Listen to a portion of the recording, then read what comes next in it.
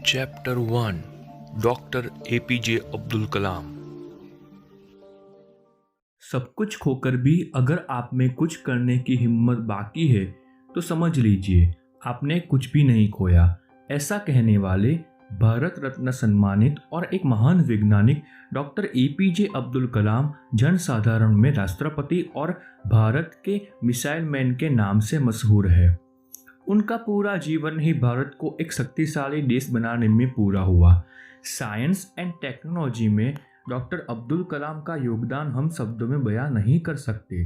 कलाम हमेशा से ही भारत को साइंस एंड टेक्नोलॉजी में विकसित बनाना चाहते थे। इसीलिए 2002 से लेकर 2007 तक वे भारत के 11वें राष्ट्रपति बने रहे। अंतरिक्ष और रक्षा विभाग में उनका योगदान अभूतपूर्व है, इसीलिए तो उन्हें मिसाइल मैन के नाम से नवाजा गया। तो चलिए दोस्तों, आज हम जानेंगे डॉक्टर अब्दुल कलाम की इस कामयाबी के पीछे छुपी संघर्ष की कहानी। उनकी पूरी जीवन यात्रा को अच्छी तरह से समझने के लिए हम पहले प्रारंभिक जीवन, बाद में उनकी शिक्षा, फिर व्यक्तिगत जीवन और अंत में निधन के बारे में जानेंगे।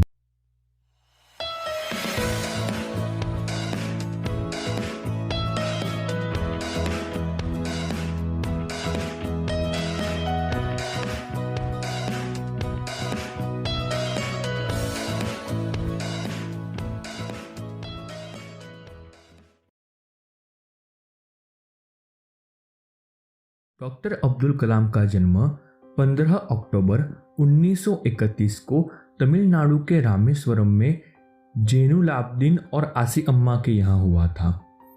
उनके माता पिता पढ़े लिखे नहीं थे। पिता जैनुलाब्दीन एक नाविक थे। उनकी आर्थिक स्थिति इतनी कमज़ोर थी कि उनको 2 वक्त का खाना भी जैसे तैसे करके मिलता था। आर्थिक स्थिति कमज़ोर होने के कारण उनको बचपन में ही बहुत बड़ी परेशानियों का सामना करना पड़ा था।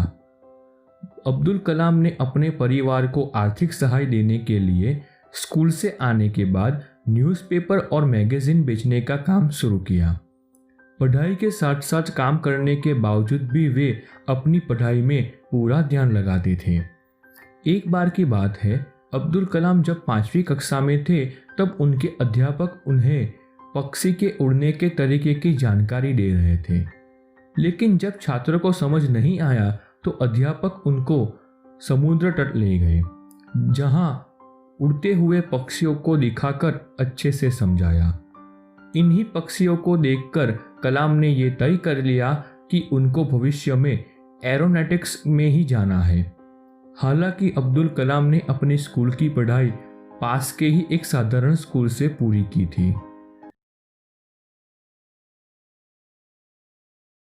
अब अगर उनकी शिक्षा के बारे में बात करें तो उन्होंने 1954 में तिरुचिरापल्ली के सेंट जोसेफ कॉलेज में से फिजिक्स में ग्रेजुएशन किया।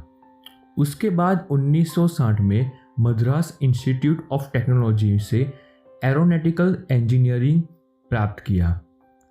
उनकी पढ़ाई में उनके माता पिता का भी अमूल्य योगदान रहा है, क्योंकि इतनी कमज़ोर आर्थिक स्थिति होने के बावजूद भी उन्होंने अब्दुल कलाम को इतना आगे तक पढ़ाया।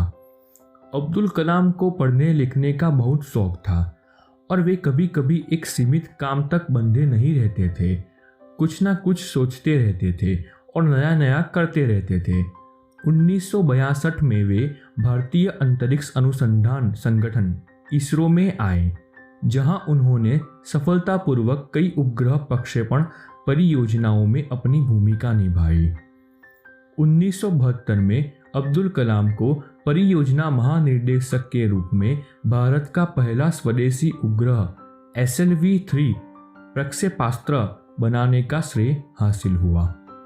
1980 में उन्होंने रोहिणी उपग्रह को पृथ्वी की कक्षा से निकट स्थापित किया था।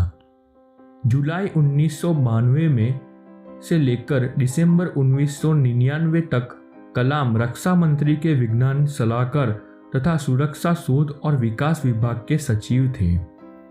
अब्दुल कलाम पहले से ही भारत देश को परमाणु, मिसाइल, अंतरिक्ष क्षेत्र में विकसित करना चाहते थे और उन्होंने ये कर दिखाया। इसीलिए अब्दुल कलाम कहते थे कि आकाश की तरफ देखिए, हम अकेले नहीं हैं, सारा ब्रह्मांड हमारे लिए अनुकूल है और जो सपने देखते हैं और मेहनत करते हैं उन लोगों को ही सफलता जरूर मिलती है। कलाम अपने व्यक्तिगत जीवन में पूरी तरह अनुशासन का पालन करने वालों में से थे। ऐसा कहा जाता है कि वे कुरान और भगवद गीता दोनों का अध्ययन करते थे। कलाम ने साहित्यिक रूप से भी अपने विचारों को first India 2020 a vision for a new millennium and second my journey जैसी पुस्तकों में समाहित किया है।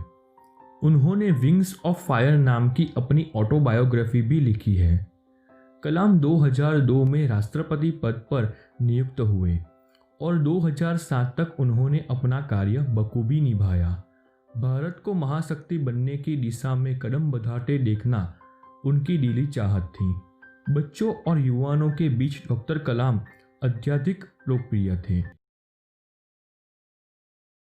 वैसे तो उनकी उम्र काफ़ी हो चुकी थी।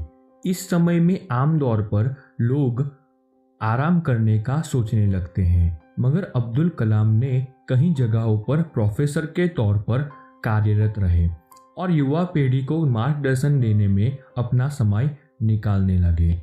27 जुलाई 2015 की शाम अब्दुल कलाम भारतीय प्रबंधन शिलोंग में रहने योग्य ग्रह पर एक व्याख्यान दे रहे थे और तब अचानक उन्हें दिल का दौरा हुआ और वे हमें छोड़कर चल बसे।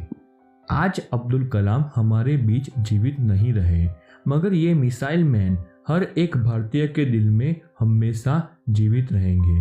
अब्दुल कलाम का संदेश।